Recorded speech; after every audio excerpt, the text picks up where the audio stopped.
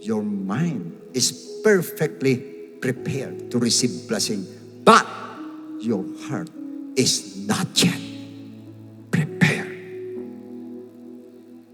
That's one of the major reasons why God delays our blessing as part of our preparation of the heart.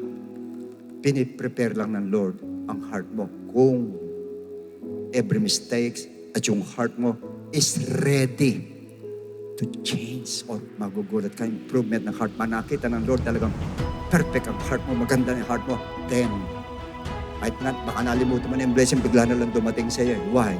Because your heart is already prepared.